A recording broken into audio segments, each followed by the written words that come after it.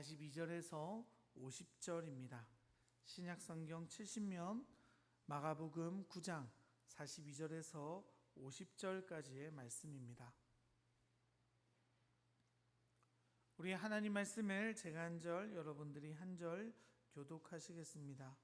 또 누구든지 나를 믿는 이 작은 자들 중 하나라도 실족하게 하면 차라리 연자 맷돌이 그 목에 매어 바다에 던져지는 것이 나으니라.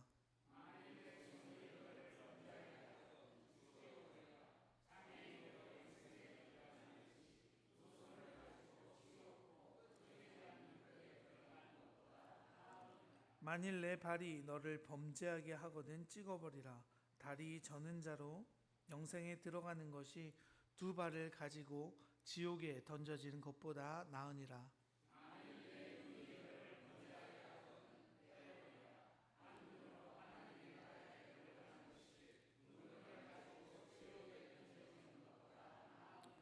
거기에서는 구더기도 죽지 않고 불도 꺼지지 아니하느니라. 함께 읽겠습니다. 소금은 좋은 것이로되 만일 소금이 그 맛을 잃으면 무엇으로 이를 짜게 하리로. 너희 속에 소금을 두고 서로 화목하라 하시니라. 아멘. 할렐루야.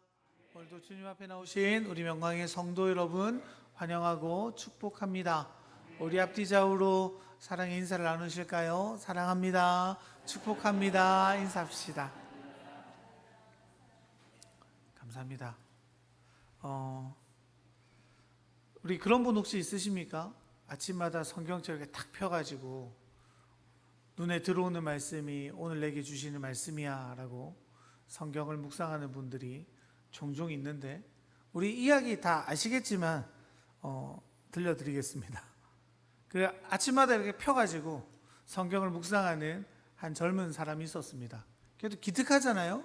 매일마다 성경을 묵상하는 게 기특하지만 문제는 딱 눈에 들어오는 그 한 절 가지고 내가 순종해 보겠다라는 굳은 결심을 했다는 겁니다.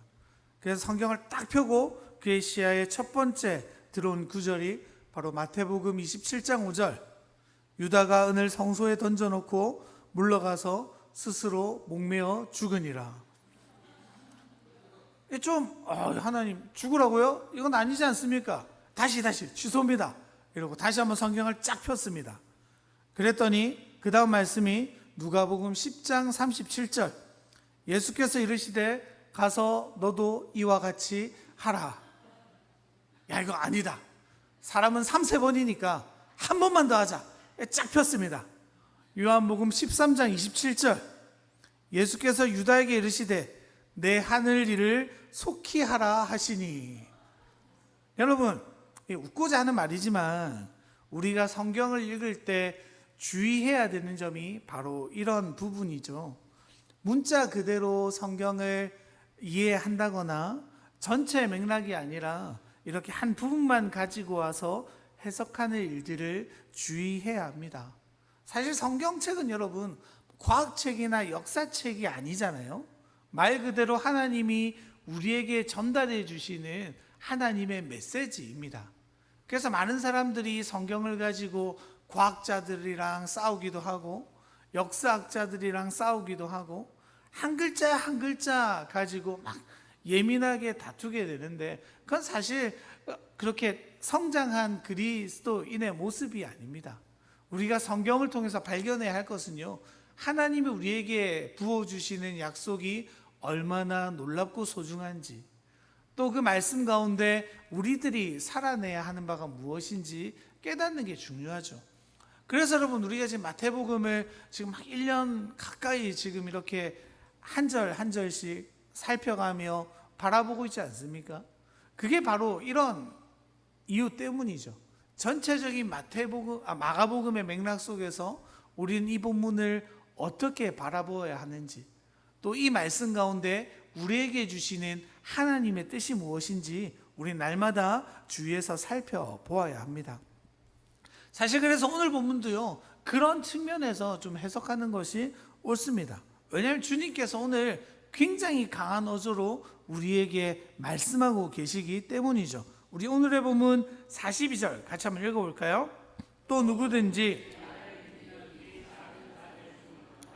실족하게 하면 차라리 연자 맷돌이 그 속에 매어 바다에 던져지는 것이 나으리라. 아멘 하셨는데 자신 있으십니까, 여러분? 여러분, 여기 보면 실족해 하다라는 단어는 스칸달리조라고 되어져 있는데요, 우리가 영어로 스캔들이라는 단어의 원어가 되어집니다. 배반하다, 함정에 빠뜨리다 라는 뜻으로 사용되어지는데요, 이 스칸달리조도 사실 상황에 따라 다르지 않습니까? 어떤 때는 마음을 상하게 하는 것도 스칸달리조입니다. 또 어떤 사람을 교묘한 함정에 빠뜨려 일어나지 못하게 하는 것도 스칸달리조입니다. 또 주님을 떠나게 만드는 죄를 범하게 만드는 것도 스칸달리조입니다. 그런데 주님께서는요, 오늘 본문에서 이 사람의 죄가 무겁든 가볍든 그의 행태가 어떻든 실족해 하는 상황에 처하는 자들을 향해서 뭐라고 말씀하십니까? 연자맷돌을 어디에 매라고요? 목에 매어 어떻게 하라고요? 바다에 던지는 게 차라리 낫다라고 말씀하시는 거죠. 그러니까 쉽게 말하면 뭡니까? 야, 네가 형제를 마음 상하게 하면 차라리 죽는 게 나아라고 주님 말씀하십니다. 그런데 여러분, 한번 생각해 보세요. 우리가요, 다른 사람의 마음을 상하게 하는 일이 많습니까, 적습니까? 하루에도 몇 번씩 우리는 다른 사람을 상하게 할 때가 있지 않습니까? 서운하게 하는 일이 얼마나 많습니까? 또 내가 서운해지는 경우가 얼마나 많아요. 그 사람의 의도와 상관없이요. 지난주에 이렇게 성도님들과 교제하며 또 신방하며 이렇게 보내는데 몇 분이 저한테 아유 목사님 이런 것 때문에 서운했어요, 몇 분이 얘기하시더라고요. 그러니까 보세요, 저도요 뭐 말을 예쁘게 안 해서라든지 뭐 연락을 안 해서라든지 뭐 또 여러 가지 상황 속에 성도님들을 서운하게 하는 일들이 있습니다. 그러니까 반대로 여러분, 그 말을 듣는 저는 또 어떨까요? 저도 서운한 거죠. 내가 뭘 그렇게 잘못했어? 막 이렇게 또 말하면 이 말에 또 상처받은 분이 있을지 모르는데 저한테 말했던 그분 얘기가 아닙니다. 많이 말씀하신 거예요. 또 서운하지 말라고 이렇게 해야 되잖아요. 왜 그래요, 여러분? 사실 우리는요 좀 그런 게 있죠. 내가 한 번만 말해봐라, 내가 삐질 거다, 이런 마음들이 있을 때가 많이 있잖아요. 몽골 이야기 제가 이전에 한번 해드린 적이 있는데, 몽골에서 몇 가지 이제 지켜야 되는 에티켓이 있습니다. 다른 사람의 발을 밟는 건 굉장히 실례고요, 또 사람을 이렇게 손가락으로 가르치는 게 굉장한 실례예요. 근데 제가 몽골에 있을 때 이제 언어 선생님이 한 날 막 되게 마음이 상해하는 거예요. 그 선생님 무슨 일이세요? 이랬더니 그 이제 몽골 크리스찬이었거든요. 그래서 언어 선생님 그러는 거예요. 우리 사장님이 한국 사람인데 오늘 나한테 너무 불쾌하게 했다면서 하는 거예요. 그게 무슨 일이었는데요? 물어봤더니 돈을 이렇게 전달할 일이 있었는데 이렇게 줬다는 겁니다. 이렇게. 우리 가끔 이렇게 돈 이렇게 끼고 이렇게 주잖아요. 근데 이게 몽골 사회에서는 이게 너무 불쾌한 일인 거죠. 그 선생님 나를 무시했어, 이게 하루 종일 불편하더라, 이런 얘기를 한 적이 있습니다. 여러분 보세요, 우리는요 손가락 하나, 말 한마디, 또 우리를 바라보는 눈빛 하나에 얼마나 서운한 일을 많이 겪기도 하고 남들을 서운하게 만들어 갑니까? 사실 이게 우리들의 일상이죠. 손가락 하나, 말투 하나, 눈빛 하나에도 우리는 얼마든지 내 곁에 있는 자들을 실족해 할 수 있습니다. 여러분, 이게 우리 일상이죠. 그래서 주님께서 누가복음에 뭐라고 말씀하십니까? 예수께서 제자들에게 이르시되 실족하게 하는 것이 없을 수는 없으나 그렇게 하는 자에게는 화로다라고 말씀하십니다. 여러분, 이게 뭐예요? 우리 일상이 날마다 그럴 수밖에 없다는 거예요. 날마다 의도치 않게 실족해 만들어 간다는 겁니다. 제가 지금 아동부 하고 있지 않습니까? 그 아동부 5명 예배 드리는데요, 3명이 저희 애들이죠. 조금만 잘못하면 애들이 이제 야 이거 아빠가 자식들 편드네 이렇게 할까봐 제가 저희 애들한테 요청하는 상황이 있습니다. 얘들아, 교회에서는 아니 최소한 아동부 예배 때는 아빠 아니야, 목사님이라고 불러, 이렇게 했는데요. 어제 막내가 탁 걸어오더니 바로 이 아동부실 바로 앞에서 저한테 뭐라 하냐면, 아빠, 근데 아빠는 목사님이라 부르라고 하면서 아빠는 왜 나한테 하온이라 불러? 어떻게 하라는 겁니까 지금? 그 꼬맹이도요, 그 한마디, 아빠인데 아빠라 부르지 못하게 했다는 그것 가지고 막 서운해지는 거죠. 여러분 사실 그런 건 아닙니까? 우리가 서운해지는 일들은요, 나에게서 비롯될 때도 많지만 그 사람의 마음을 헤아리지 못할 때도 그 사람을 서운하게 만드는 일들이 굉장히 많습니다. 그런데 오늘 주님은 뭐라고 말씀하시는 거예요? 그런 사소한 것부터 심각한 모든 스칸달리죠, 실족해 하는 일들이 사실은 너무 심각한 문제다라고 우리에게 말씀하고 계십니다. 그리고 거기에 대해서 온몸을 예로 들어가며 말씀하시죠. 뭐라고 말씀하세요? 손이, 발이, 눈이 범죄하면 차라리 찍어버리고 빼어버리라 라고 너무 강력하게 말씀하시잖아요. 우리 오늘 계속 그 이야기지만 우리 한 절만 읽어볼까요? 43절 같이 한번 읽어볼게요. 만일 내 손이 너를 범죄하게 하거든 찍어버리라. 장애인으로 영생에 들어가는 것이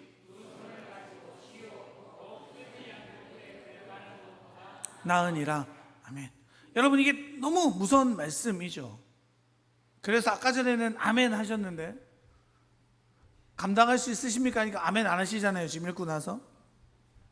여러분 근데 주님이요 정말로 이렇게 잘라버려 이렇게 말씀하시는 걸까요? 이게 아니죠 여러분. 예수님이요 아까도 그래서 말씀드린 거예요. 과장하시는 거죠. 이 일의 심각성을 부각하기 위해서 주님은 과장하시는 거예요. 근데 문득 설교를 준비하면서 그런 생각이 드는 거예요. 야, 세상에는 진짜 특이한 사람 많지 않습니까? 분명히 있을 거야. 제가 찾아봤어요. 그래서 정말로 있더라고요. 그 교부들이라고 불리는 사람들이 있습니다. 2세기에서 8세기 사이에 기독교 지도자들 중에 우리 기독교의 신학을 집대성한 사람들을 교부라고 부르는데요. 그 중에 굉장히 유명한 오리겐이라는 교부가 있어요. 이 교부가요, 이 말씀 때문에 어떻게 하냐면 스스로 거세하게 됩니다. 이 말씀 때문에 지키려고 나 거룩함을 유지해야지, 실족해 하지 않을 거야 하고 거세를 해버린 경우들도 있습니다. 여러분 근데 주님이요 정말로 그렇게 하라고 우리에게 말씀하시는 거예요? 아니에요. 오해하시면 안 됩니다. 그리고 또 오해할까 봐 말씀드리는데 여러분, 우리 오늘 본문을 보면서 좀 그런 염려가 있으신 분들이 있을 거예요. 야, 찍어버리고 장애인이 돼서 천국에 가면 나는 여전히 팔 없는 대로 천국 가나? 그렇게 생각하시는 분들 혹시 있을까 봐 말씀드리는데 그럴까요? 안 그럴까요? 아니에요. 그렇지 않습니다. 천국은요 우리를 완전한 모습으로 다시 하나님께서 재창조하시는 역사들이 일어나는 곳이죠. 그래서 또 이 말씀 보다가 또 괜히 또 하나님께 서운하신 분 없으라고 이렇게 말씀드리는 겁니다. 여러분 주님께서요 정말로 손을 자르라는 말이 아니죠. 그렇게 엄중히 여기라고 우리에게 말씀해 주시는 건데, 그런데 여러분 실제로 우리는 정말로 자르고 빼어버려야 할 것들이 사실은 있죠. 그게 뭐예요? 우리의 몸이 아니라 우리의 욕망입니다. 우리의 죄성이죠. 우리의 안에 내면에 숨겨져 있는 죄악들입니다. 그 죄를 부추기는 원인들을 잘라내야 한다는 거죠.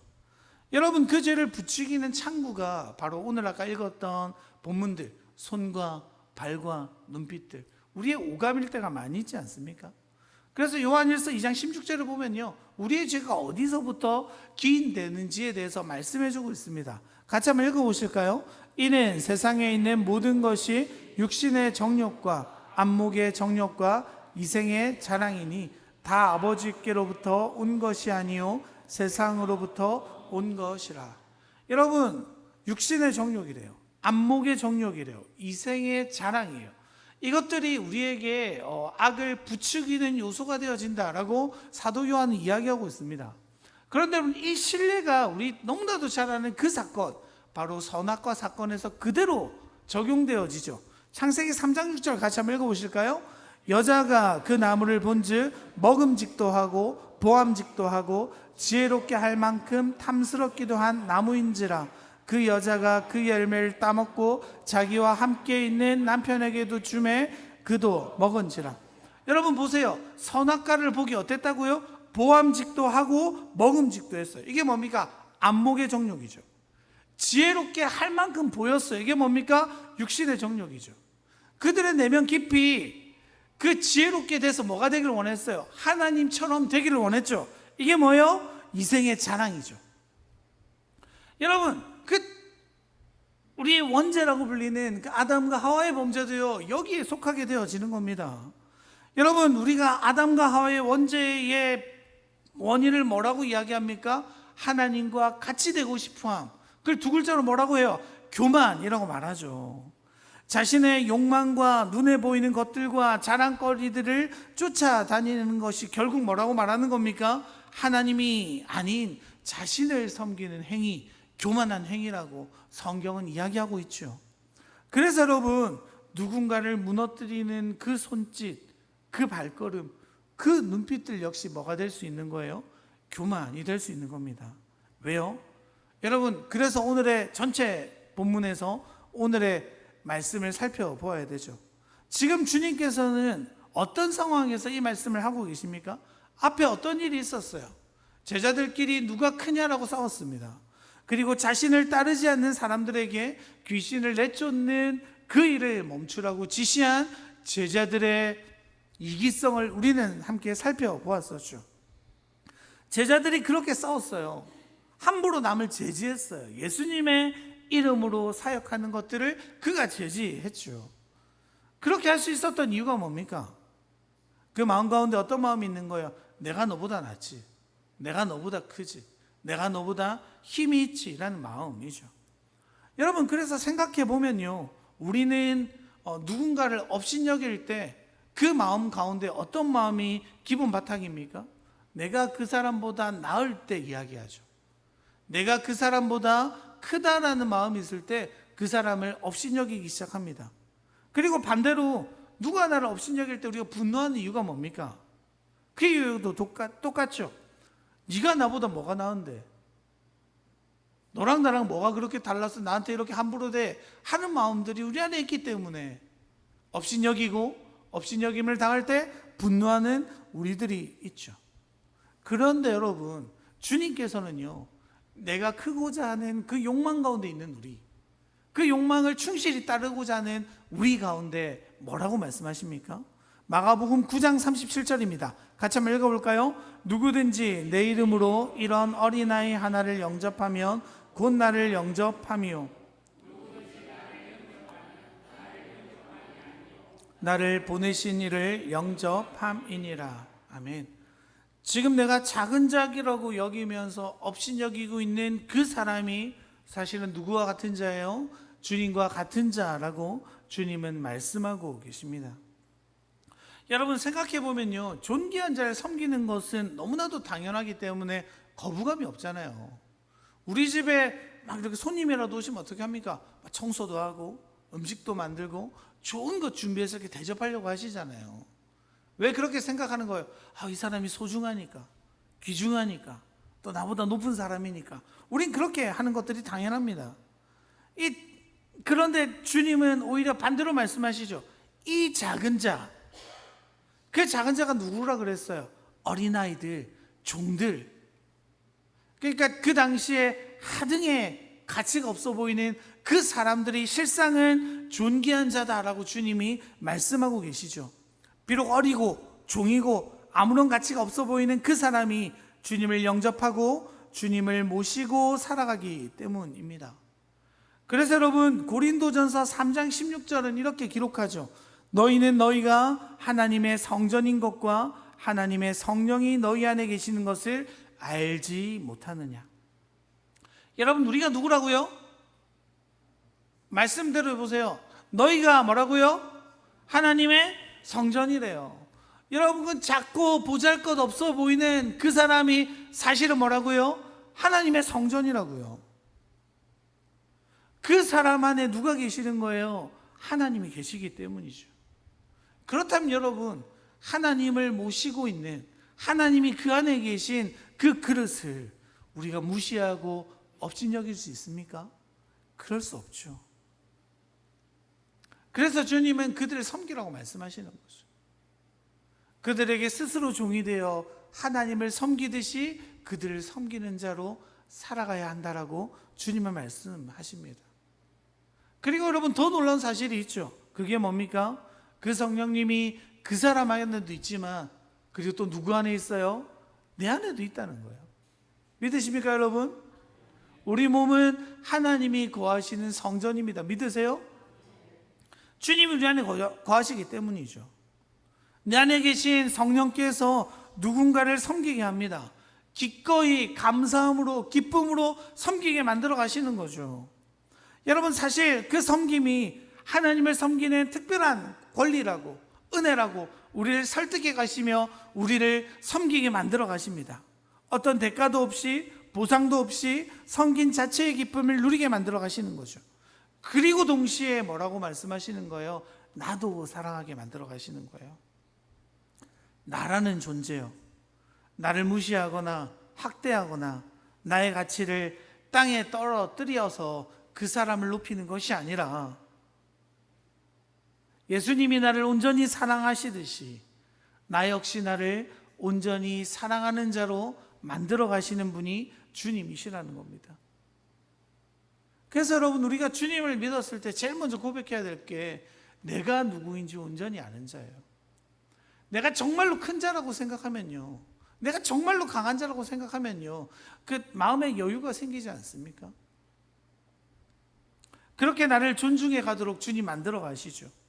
내가 배우지 못해도요, 건강하지 못해도요, 가진 것이 없어도요, 뭐 사회적으로 볼 때 내가 별 볼 일 없는 사람인 것 같아도요, 예수님이 나를 사랑하셨기 때문에, 그 예수님이 내 안에 머물러 계시기 때문에 나는 그 예수를 담은 자로서 나를 바라보게 만들어 가시는 주님을 경험하게 되어지는 거죠. 그래서 여러분, 주님은요, 내가 사실은 얼마나 사랑스러운 존재인지를, 내가 얼마나 소중하고 존귀한 존재인지를 날마다 고백하게 만들어 가시는 겁니다. 그래서 그 사랑에 기인하여 다른 이들도 사랑으로 섬기며 나아갈 수 있게 만들어 가시는 거죠. 주님이 우리를 그렇게 기꺼이 낮아진 것처럼 우리 역시 낮아지실 수 있는 존재로 만들어 가시는 겁니다. 여러분, 그래서 우리의 일상이 어떻게 되어야 되는 겁니까? 우리의 몸은 뭐라고요? 하나님의 성전이에요. 그렇다면 우리의 모든 행동은 누구의 행동이 되어야 합니까? 하나님의 행동이 되어야 되죠. 제가 어떤 글을 찾았는데 그 원문을 찾지 못했어요. 그 한 편의 시였는데 이런 내용이었습니다. 하나님께서는 사람을 통해 역사하고 싶으셔서 손이 없고 발이 없고 입이 없으시대요. 대신에 우리 안에 계셔서 우리를 통해 역사하기를 원하신대요. 그래서 내가 하나님의 손이 되고 하나님의 발이 되고 하나님의 입이 되어야 된다라는 글을 읽었습니다. 여러분, 참으로 그렇죠.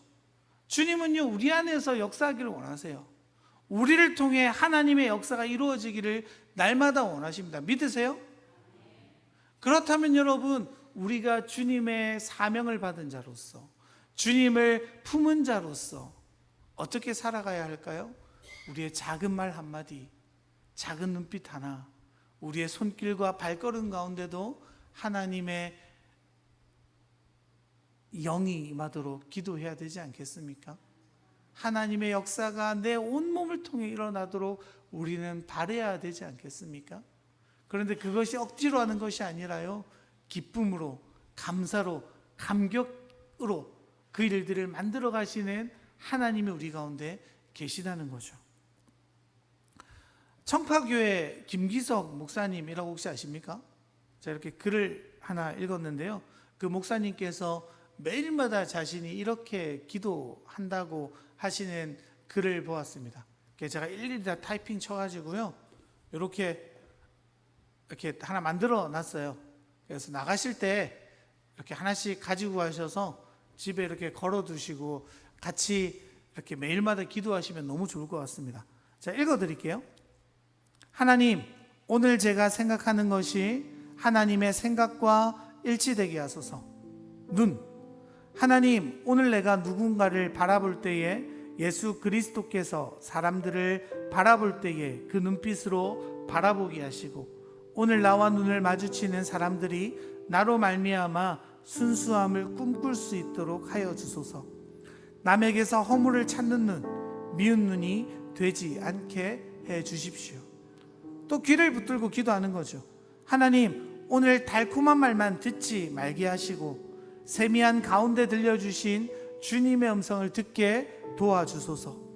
오늘 나와 만나는 사람들이 언어로 표현하지는 않지만 그의 존재가 발화되고 있는 말을 알아들을 수 있도록 내 길을 열어주소서. 또 코를 잡고 기도하는 거예요.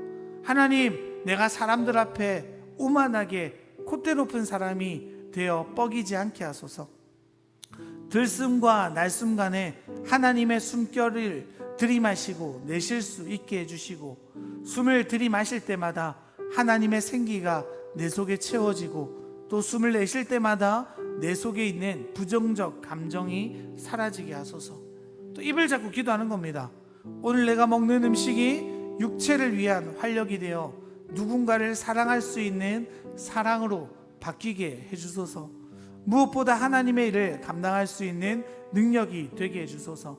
오늘 내가 하는 말들이 누군가를 해하는 말이 아니라 일으켜 세우는 말이 되게 해주시고 격려하는 말이 되게 해주소서. 마지막으로 손입니다. 내 손으로 누군가와 악수를 나눌 때 나의 손을 통해서 주님께서 그 사람을 붙잡아 주시고 내 발걸음이 닿는 곳마다 사람들이 평화를 누리게 하소서. 아멘. 여러분, 참으로 주님은 우리에게 말씀하시죠.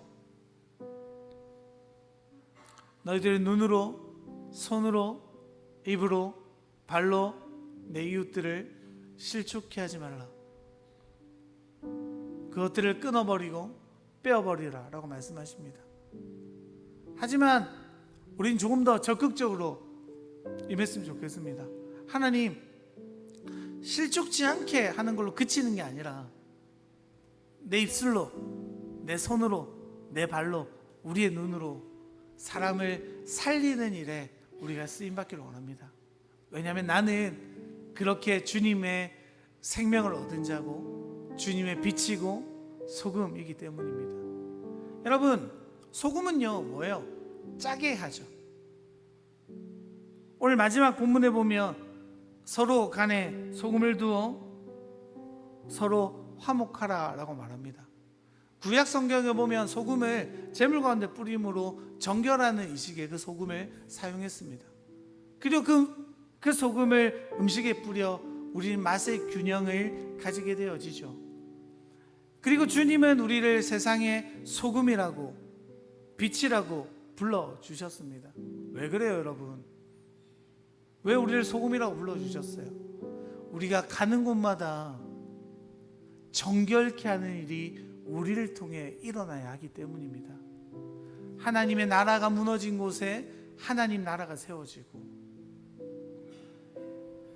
흩어진 곳에 모음을 만들어내고, 깨어진 관계를 화목해 만드는 것이 우리에게 주어진 사명이기 때문입니다. 그런데 소금은 균형을 잡아주잖아요. 맛의 균형을.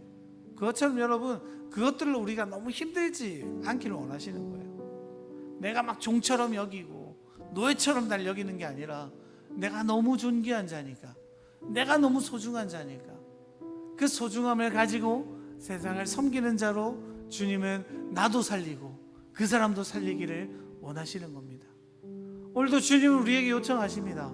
너희들이 세상의 소금이고 빛이라고. 주님의 사명을 가지고 세상을 정결케 만들고 화목케 만드는 자라고 우리에게 요청하시죠. 정말로 매일매일이 그랬으면 좋겠습니다. 우리의 온 몸으로 주님을 높이고 우리의 온 몸으로 주님의 이름을 높이는, 사람을 살리는 일에 우리가 쓰임받기를 간절히 축원합니다. 우리 그러한 마음을 담아서 함께 찬양했으면 좋겠습니다. 내 마음에